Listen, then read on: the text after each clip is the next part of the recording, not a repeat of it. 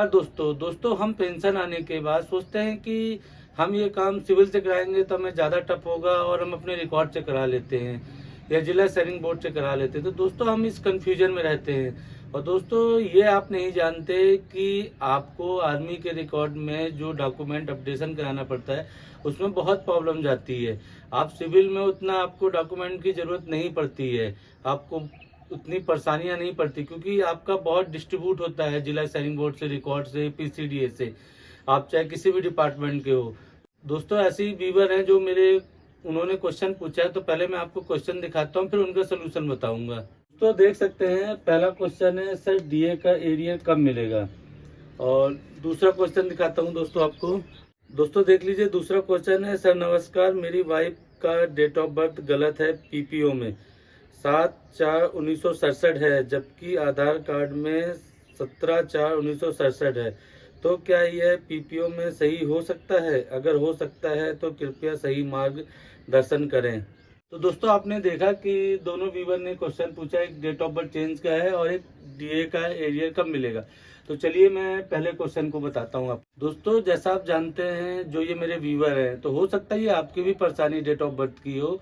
तो मैं आज दो तरीके बताऊंगा आपको, आपको जो सही लगता है। मैं आपको सिर्फ एडवाइज ही कर सकता हूँ। मैं ये सोचता हूँ कि आप कम से कम परेशान हो, क्योंकि बहुत से पेंशनर, बहुत से व्यूवर जुड़े हैं और जो ऐसे काम करा रहे हैं तो उन्हें ये दिक्कत आ रही है। तो मैं आपको दो सोल्यूशन बताता हूँ, आपके ऊपर है कि आपको जो अच्छा लगे आप वो कीजिए। तो दोस्तों इनकी प्रॉब्लम ये थी कि जो पीपीओ में डेट ऑफ बर्थ थी वो 7/4/1967 थी और आधार कार्ड में 17/4/1967।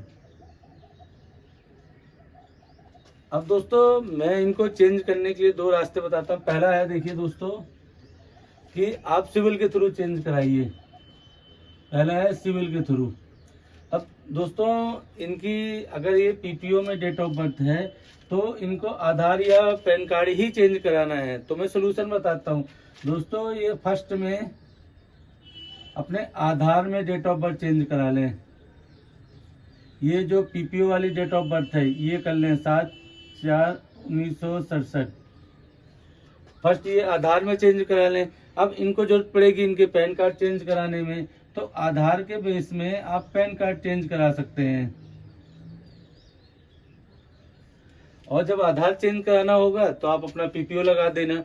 तो फर्स्ट कंडीशन तो ये है दोस्तों कि जो आप सिविल में करा सकते हैं। लेकिन दोस्तों मैं आपको थोड़ा एडवाइस भी करना चाहूंगा कि ये आपको इतनी ही है। अब मैं आपको बताता हूँ कि आप आर्मी के थ्रू अगर पीपीओ में सही कराना चाहते हैं तो आपको कितनी दिक्कत जाएगी और क्या क्या प्रॉब्लम जाएगी। आपको अगर पीपीओ में डेट ऑफ बर्थ करानी है तो आपको अपने जिला सैनिक बोर्ड इनसे संपर्क करना होगा। दोस्तों ये आप स्क्रीन में देख सकते हैं, ये केंद्रीय सैनिक बोर्ड का एक लेटर है, केएसबी का। उसने जितने भी सैनिक बोर्ड के, राज्य सैनिक बोर्डों को लेटर लिखा था। ये 2022 का पुराना लेटर है, लेकिन आपने कभी गौर नहीं किया होगा। इनमें दोस्तों जो चेंज कराने के लिए 3 डॉक्यूमेंट होता है। पहले मैं आपको प्रोसीजर बता देता हूँ।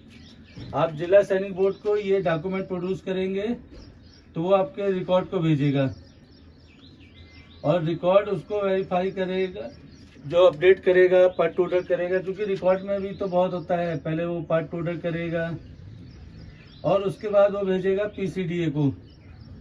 अब दोस्तों डिपेंड करता है कि आपका पीसीडीए कौन सा है। अगर आप इसमें तीनों में हैं, एक आर्मी में है, नेवी में है या एयरफोर्स में है, मैं सभी को इंक्लूड करके बता रहा हूँ कि अगर आर्मी, नेवी, एयरफोर्स में है तो अगर आर्मी में है तो आपका पीसीडीए प्रयागराज लगता है, नेवी में है तो आपका मुंबई में है जो, और जो एयरफोर्स का है वो सुभद्रो पार्क दिल्ली में है। तो ये सब आपके रिकॉर्ड जो पीसीडीए वहां भेजेगा। उसके बाद आपका नया पीपीओ रिवाइज होगा, लेकिन उसकी कार्रवाई के लिए आपको कुछ डॉक्यूमेंट लगेंगे। हाँ, अगर यही सिविलियन का कराना है तो सिविलियन की जगह उनका जो अपना बीईओ होता है या एचओचओ, क्योंकि दोस्तों बहुत से व्यूवर हैं जो ये वीडियो देख रहे होंगे, तो हो सकता है वो सेंट्रल गवर्नमेंट के डिफेंस सिविलियन भी हों, तो बाद में क्वेश्चन करेंगे। तो मैं एक ही वीडियो में सभी को सिंपल साधारण से क्लियर कर रहा हूँ। हाँ, अब इसके लिए आपको डॉक्यूमेंट क्या लगेगा, तो आपको फर्स्टली डॉक्यूमेंट लगेगा दोस्तों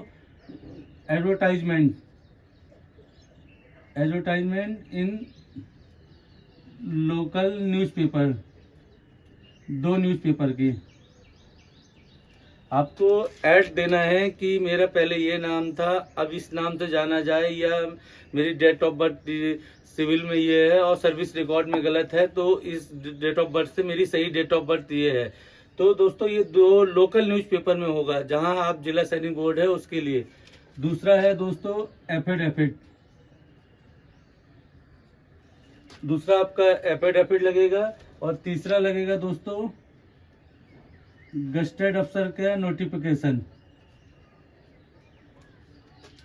तो दोस्तों ये 3 तो इम्पोर्टेंट डॉक्यूमेंट है। बाकी आपका जो आपको कहानी पता है कि आपका आधार कार्ड, पैन कार्ड और आपका जो एक्स सर्विसमैन आई कार्ड है उसकी भी फोटोकॉपी लग सकती है। तो ये तो मोस्टली 3 जरूरी डॉक्यूमेंट हैं।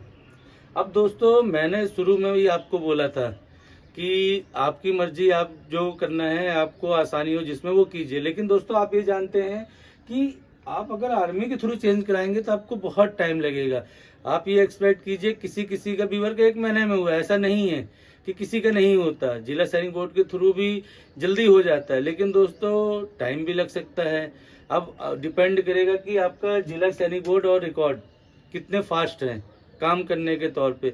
ये जरूरी नहीं है कि दोस्तों सरकारी काम भी जल्दी नहीं होता है, लेकिन वो डिपेंड करेगा कि आपका रिकॉर्ड कितनी फास्ट से काम करता है। अगर वो जितनी जल्दी काम किया तो ये आपका जल्दी हो जाएगा। तो अब आपको डिसाइड है दोस्तों, मेरे व्यूअर को समझ में आ गया कि उन्हें क्या करना है। और आपकी अगर ऐसी कोई प्रॉब्लम है तो आप भी अपनी प्रॉब्लम देख के समझ सकते हैं कि अब मेरे को क्या करना है। अब चलते हैं दोस्तों जो अभी लेटेस्ट पॉइंट है अपना, कि DODR का एरिया कब मिलेगा। दोस्तों DODR के एरिया के विषय में बताने से पहले आप ये जानते हैं कि आपको अभी जो मार्च की पेंशन आई है वो 46% के हिसाब से आई है, और अभी आपका DA हो गया है 50%। तो आपका जो एरिया आना है वो 4% का आएगा DA और DR का। ये तो 4% का आपका एरिया आएगा। आप जानते हैं जो पहले होता रहा है कि अप्रैल में या आपको मई में डिक्लेरेशन होता रहा है कि पहले अप्रैल में और अक्टूबर, इसमें दोस्तों कैबिनेट का अप्रूवल होता था। कैबिनेट का अप्रूवल होता था तो उसके बाद दोस्तों आपको ये मई के फर्स्ट वीक में क्रेडिट हो जाता था। लेकिन दोस्तों इस बार लोकसभा चुनाव के कारण आपका जो DODR का था वो मार्च में अप्रूवल हो गया। लेकिन दोस्तों प्रॉब्लम कहाँ आएगी, जब जो DA का और DR का नोटिफिकेशन निकला उसमें दोस्तों फोन नंबर पॉइंट में क्लियर मेंशन था कि जो मार्च की पेंशन आएगी उसके पहले DODR का एरिया ना दिया जाए। तो इस कारण दोस्तों प्रॉब्लम रही, नहीं तो ये आपकी पेंशन के साथ या पेमेंट के साथ ही मिल जाता। अब बात है कि अब आपको मिलेगा कब। आपने थ्योरी तो जान ली कि ये प्रॉब्लम थी।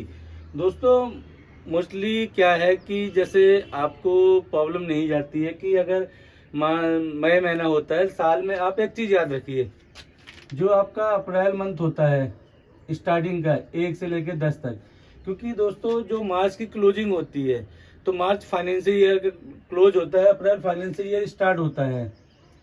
तो दोस्तों प्रॉब्लम जाती है क्योंकि नया डॉक्यूमेंट, नए रजिस्टर, नया सब कुछ शिफ्ट करना होता है।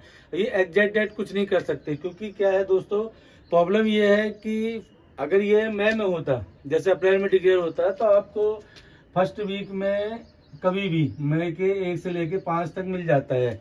लेकिन दोस्तों इस बार पेमेंट ही 1 से लेके 5 तक ही आई है।